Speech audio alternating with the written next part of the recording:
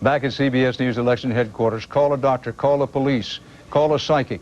In Florida, it's tightened up. Only 37,000 votes now separate George Bush and Al Gore, 49% to 49%. The Electoral College vote is 246 Bush, 242 Gore. The presidency still hangs in the balance. It's election night on CBS.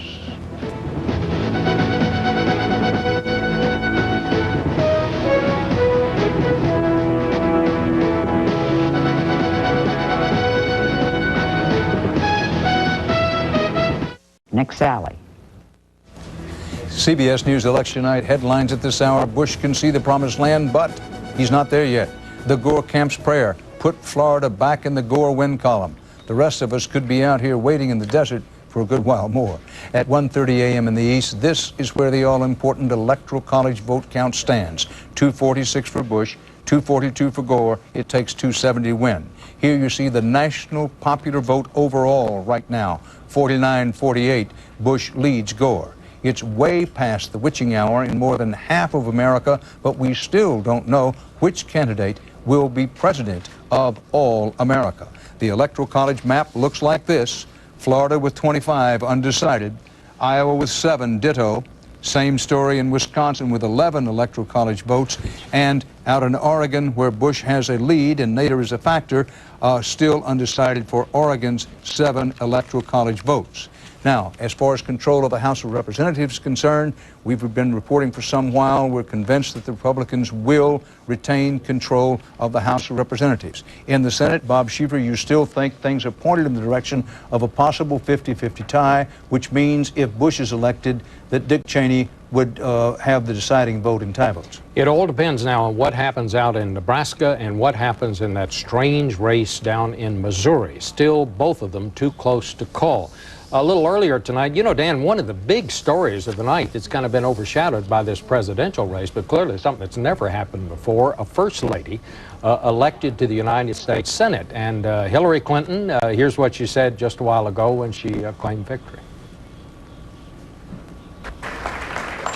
I promise you tonight that I will reach across party lines to bring progress for all of New York's families. Today we voted as Democrats and Republicans. Tomorrow we begin again as New Yorkers. Of course, Mrs. Clinton got a little early start as a New Yorker. She became a New Yorker earlier this year. She was born in Illinois, of course, and spent a lot of time in Arkansas. There you go. Well, Bob, if, as things are now pointed, not yet conclusively, Bush wins the presidency, Hillary Clinton would become one of the early favorites for the presidential nomination of the Democratic Party next time around. Gray Davis, governor of California, would be in that race, maybe, for the Democratic nomination. John Edwards, the young senator up and coming from North Carolina. Anybody else you can Perhaps think of? Joe Biden up in Delaware. He's run before. But I think you have to say, at this point, Hillary Clinton, if Gore loses, becomes the face of the Democratic Party. Now, that's going to please some Democrats. It's also going to displease some others. But right now, you have to say she's on the short list. Take a deep breath. Out of 5 million votes cast in Florida. Take a look at this, folks. The Bush lead is now down to 20,000 votes, 49% each. 20,000 votes, Bush still leads it for these 25 Electoral College votes, and asterisk bottom of the page, we don't know where the absentee ballot count is. Bush was expected to do well on the absentee ballot voting. 95% of the precincts reporting in Florida. I wouldn't say this guarantees it, but this increases the odds that nobody's going to know for a long while how Florida goes. But, Ed Bradley, as we've been saying, Bush can go to bed yet knowing that he's president, even if he doesn't know how Florida goes. He can if he wins all of the others. For Al Gore, he's got to win Florida and something else. And I think with what we've seen before is that most of the 5% of those votes, many of those votes, are coming from Broward County, from Dade County, which are strong Democratic counties in Florida. If that is the case, that margin is going to tighten even more, so that then you will have 30,000 absentee ballots that aren't going to be counted until tomorrow. So you could have a situation here where we could go to bed tonight and not know who the President of the United States is until those votes are counted tomorrow. True enough. Al Gore's situation is he's basically got his back to the wall, his shirt tail on fire, and the bill collector's at the door, but he's not yet finished. 246, 242, it takes 270 to win. There are enough votes still out there for Al Gore to win, although the advantage remains with Bush, as it has for about the last 2.5 or 3 hours. Anthony Mason on our poll watch, how about the senior vote? Dan, as that Florida race keeps tightening and seniors are key down there, let's take a look nationally how seniors voters. Among voters 60 years of age and older, Gore has a slight edge, just 51 to 47%. Is it raining in Nashville? We asked seniors what issues matters most to them today. This is not a surprise. They told us it was Social Security and prescription drugs. We asked them then how the government should help seniors pay for prescription drugs. 2/3 supported Gore's position that we should increase Medicare. But overall, the senior vote is still as tight as everything else in this election, Dan. A very close edge to Gore, but it ain't much. Anthony Mason on the poll watch. As the hours stretch from night into early morning and headed to the wee hours in Austin and Nashville, the weather has been tough, tough, tough on crowds in both places. In Austin, Texas, live, and the rains came. They've had a terrible drought in Texas this year, maybe the worst since 1952. Whoo, boy, do they need the rain, but they were hoping not to get it tonight. But as you can see, it's raining as it frequently does in Texas, almost straight down, soaking people, waiting to celebrate what they still hope will be, and have every reason to believe may yet be, a George Bush victory. And in Nashville, Tennessee, the rains came. Crowds in Nashville waiting there, hoping against hope that Gore can have one more comeback. If Gore comes back now, it'd have to be rated as one of the greatest comebacks since Lazarus. But it's possible. It's possible because what Gore needs, he needs Florida and one of the other states out there, Wisconsin, Iowa, and Oregon. If Bush gets Florida, it's over. And if Bush gets all the other 3 states, Iowa, Wisconsin, and Oregon, he doesn't need Florida. That's the reason we say it's advantage to Bush. But not over. 246 electoral votes for Bush, 242 for Gore. It takes 270 to win. On the national vote, we keep showing you that national vote because while the electoral count is decisive, the national vote is nonetheless important, 49-48, with Bush leading Gore as he has just about for the entire night. Now, on the map, let's review it. Florida, 25 electoral votes. It's down now to a Bush lead. Gore led early in the evening. Now this undecided Florida 25 electoral votes is down. Gore's been closing in the last hour and a half to 2 hours down to about a 20,000 vote margin. In Iowa, 7 electoral votes there. If we can get it up, let's take a look at how things stand in Iowa with the actual presidential vote in and tabulated in Iowa. 49-48, Gore leads Bush. Nader not a factor in Iowa. 95% of the precincts in and reporting these 7 electoral votes could still go either way. And in Wisconsin, with 11 electoral votes there, the presidential race looks this way. 48-48, Nader holding 4. 11 electoral votes in Wisconsin, with 83% of the precincts reporting. This one couldn't get any closer and could go either way. And finally, for Oregon, 7 electoral votes in the presidential race. This is the way it looks at this hour in Oregon. I'm sorry, this is the new House thing, but here's Oregon up 7 electoral votes. Bush leading 49-46%. Nader holding 4% of the cards, and right now Nader is the difference, if you will. But no one should make the assumption that all of the Nader votes would have gone to Al Gore. It's a reasonable hypothesis that many of them would have gone to Gore, but more about that later. This was with 58% of the precincts reporting in Oregon. In Oregon, they have an unusual voting policy out there that people can vote by mail. They don't really have an election day. They have a number of days, and that's one reason that we do not yet know how Oregon is going to turn out. So, 246 Bush, 242 Gore, with 270 needed to win. Stay here with us. Dan Rather at CBS News Election Headquarters in New York City.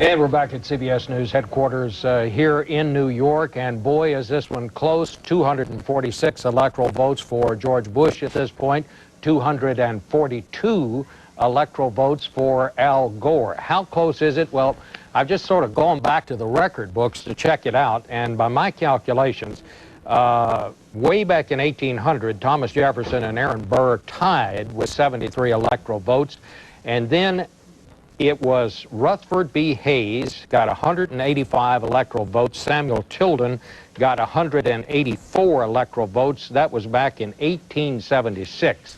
I can't find a closer one since then. Ed Bradley, part of this is going to come down to Iowa. What's going on out there? You know, it's close because of, as they say, the old folks in Iowa, and they have the third oldest population in the country. And you look at people 65 years or older in Iowa, that's usually a good group for the Democrats. But here they're going 51% for Al Gore, 48% for George Bush. It's a very close race there. And you remember the expression, the Reagan Democrats back in 1984. Well, how about the Clinton Democrats? Because 19% of the people in Iowa who voted for Bill Clinton are now voting for George Bush. So Al Gore has lost them. Well, Ed Bradley, I haven't spoken myself about one thing. And looking at Iowa's 7 electoral votes and that very, very close race out there, I said Nader is not a factor. That turns out to be not the case, because in a double check, Nader is getting about 26,000 votes in Iowa. As a matter of fact, let's just punch up Iowa and the race for its 7 electoral votes on our full screen here, so you can see 7 electoral votes. Gore 49%, Bush 48%, but with 97% of the precincts reporting. But what that doesn't show is that Nader is getting about 2% of the votes. Now, since there are only 7,000 votes separating Gore and Bush, and Nader is getting about 26,000 votes, Nader is not only a factor in Wisconsin and Oregon, which we've mentioned before, but it turns out he's a sizable factor in Iowa, may in fact be the difference there. The electoral count, 246 for Bush, 242 for Gore, with 270 needed to win. Florida swinging in the balance. There's been kind of a bungee cord effect there in Florida, up and down all night long. Bush leads by a margin of, what do we have here now? About 38,000 votes, let's say. 38,000 votes separating the two of them in Florida now for the 25 electoral votes. This is with 95% of the precincts reporting. I'm not sure how many of the absentee ballots have been counted. Ed Bradley. Well, you've got the absentee ballots that are in the state have been counted, we're told, but you've got those ballots from overseas, 30,000, that won't be counted until tomorrow. We've got some facts here on the votes that are still outstanding. About a third of the vote that's not in is from Dade and Broward County, which is a strong Democratic area. The rest scattered about the state. In Okeechobee County, which is south of Orlando, only about 5% of the vote is in. And many of the people in that area are described as middle class and retirees. And then in Union County, which is in the north part of the state, some people have often said that North Florida is like South Georgia. These people are generally considered to be more southern, more conservative than the rest of the people in Florida, and about 72% of the vote is in, so there's still a big chunk of the vote to come in from there. You know, Ed Bradley, we keep saying that we've been told that the 30,000 absentee votes coming into Florida from overseas, and they won't be counted until tomorrow. Under the journalist creed of you trust your mother, but you cut the cards and you check it out, I'm going to double check whether that's true. While we do so, let's remind you that the electoral vote college count, 246 to 242, Bush leads Gore with 270 needed to win. Our CBS News coverage will continue in just a few moments.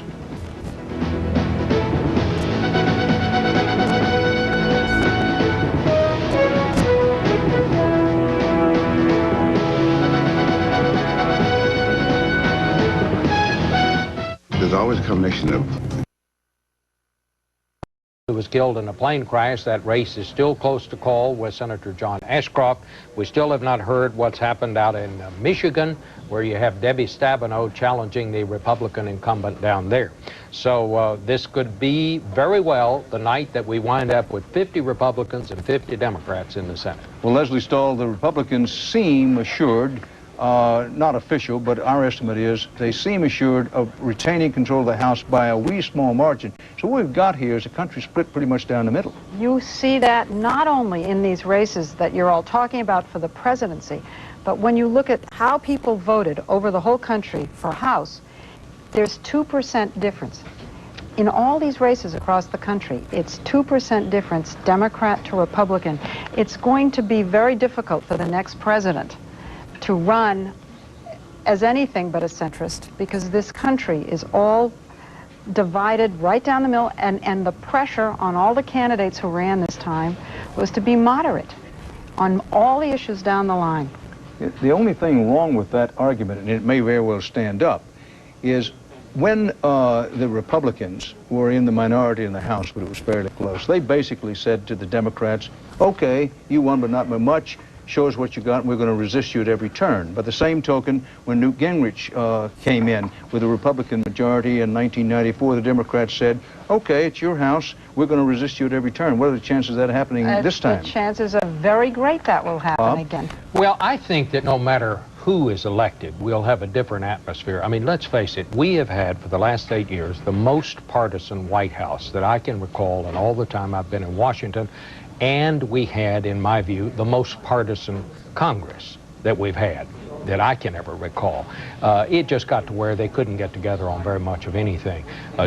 Whether it's Gore, whether it's Bush, I think you'll see a little bit of a cooling off period. I'm not going to say that I think everything's going to be sweet and rosy, but I think it will at least be a little different than what we've seen. Well, maybe for the first 6 or 8 months. Most new presidents, whether you change parties in the White House or not, get a so-called honeymoon period. It might stretch a little longer for this next one. Who can say? What we can say is that we do not yet know who is going to be the next president of the United States. It's 246 to 242. Bush leads in the race for the Electoral College decisive vote, 270 needed to win. The 4 states outstanding, Florida, Iowa, Wisconsin, and Oregon. Bush, even if he doesn't get Florida, can win the presidency by taking the remaining 3 states, Iowa, Wisconsin, and Oregon. Gore must have Florida and 1 of these other states in order for him to win this race. Now, Ed Bradley, you got some new information there? No, I just looking at the numbers again, I keep track of where they are. Gore's up by 6,000 in Iowa. That looks like his best bet. Bush is ahead by 7,000 in Wisconsin and by 35,000 in Oregon, but only 59% of the vote is in. 97% of the vote is in Iowa. Just in Missouri, the Democrat wins in Missouri. Mel Carnahan is no longer with us. He died in a plane crash, but he was on the ballot. That's by Missouri law. He stayed on the ballot. The voters voted for him. That is a pickup because he defeats, in death, he defeats the Republican John Ashcroft. His widow is expected to be appointed to the Senate seat. That's a pickup for the Democrats. We'll have more for you just after the top of the hour. Dan Rather at CBS News Election Headquarters in New York. City of Angels, Thursdays on CBS. It's all here. People of Philip Morris. Oprah, Beth, Tom Cruise, and Rob Lowe. Next ET. CBS News Election Night headlines of the hour. It's beginning to look like dawn may get here before the presidential call comes to light, and it may not come to light then. Don't stop us if you've heard this one before. 4 states outstanding. Presidency in the balance. Bush has 2 ways to tip it his way: win Florida or win all of the other 3, Iowa, Wisconsin, and Oregon. For Gore, he's behind, but he has a chance to win. Only one way to win: Florida or bust. Then, if he wins Florida, Gore still must win at least 1 of the other 3, Iowa, Wisconsin, Oregon, at 2 a.m. in the East. This is the crucial election vote count right now. It takes 270 electoral votes to win, 246 Bush, 242 for Gore. And here you see the popular overall national vote count at the moment. Hey, we told you this might be the closest election in 40 years. Can't say that we didn't warn you. Now, among the other things that's happened, in Missouri, dead man walking. Bob Schieffer. Well, of all the strange things of this night, perhaps this is the strangest of all. Now, let me just set the picture for you. Republican Senator John Ashcroft. He runs against Mel Carnahan, the Democratic governor. Carnahan is killed in a plane crash, but apparently the dead man has won this race. The dead man has won this race. Now, no politician likes to lose, but when you lose to someone who has died in a plane crash, that's really got to hurt, it seems to me. Now, the other thing to be said about this is the Republicans are certain to challenge this in court. Whether they'll get very far, no one really knows. They are certain to challenge it in the court. Because the governor's going to appoint the widow, who said that she would take the seat if her husband, in absentia, having passed on, won the race. And apparently he's won. He's won. So the governor says, I'm going to appoint the widow to that Senate seat. And the Republicans say, with all due respect to the widow and everybody else concerned, we don't think that's legal and we're going to challenge it. Now, what exact grounds they would use? Perhaps they would say that Carnahan was no longer a resident of Missouri, and you have to be a resident to win the race. But whatever the case, this is just extraordinary. I can't ever recall. We have had dead people, I'm sorry, those who have passed away elected to the House. We've never had a dead person elected to the Senate. Well, the senator, he crossed the river. Let's put it that way. But anyway, the important thing now is this is an unprecedented situation. We've had a lot of unprecedented. This couldn't be hotter, couldn't be tighter presidential race where with 270 electoral votes to win, Bush is hanging there with 246, Gore with 242, 4 states outstanding, Florida, Iowa, Wisconsin, and Oregon. Now, the Senate wins today as of 2 a.m. The Democrats have won 17. The Republicans have won 14. Uncalled, 3 outstanding, Michigan, Nebraska, and Montana. Bill Whitaker's in Austin. Bill, Bush strategy on these final 4 states, what are they thinking? What are they praying? Dan, if you look at that map, you can see how finely tuned that Bush strategy was. Over the last week, he visited all 4 of the states that are up for grabs. As a matter of fact, in the last day, he visited 3 of them: Florida, Iowa, and Wisconsin. If he ends up winning those states, Bush strategists are going to seem mighty smart. Dan? On the other hand, I suppose it's always true, Bill Whitaker, that if Bush winds up losing the race, does not now look like he will, but still could happen, then nobody's going to be looking all that smart. That's the way it goes. But maybe we should pause and say that while this is one of the great races in American presidential history, whoever wins it, we can say this has been one of the best run presidential races overall in terms of, yes, there's been negative advertising, yes, there's been some attacks, yes, there have been some down and dirty tricks, but in terms of cleanliness of the race, Iowa goes for Gore. This just into CBS News election headquarters in New York. So 7 electoral votes get colored blue. The cheering starts in Nashville. Is it too early? Yes, but this is the first good news they've had in several hours. Now, let's look it over now. The electoral college count now goes in favor of Gore. You talk about a ding-dong, knock-down, get-up. I've never seen anything like it, and neither has anybody else. Folks, take a good look at this. You haven't seen this before, and you're not likely to see it again for a powerful long time. 249 for Gore, 246 for Bush, takes 270 win.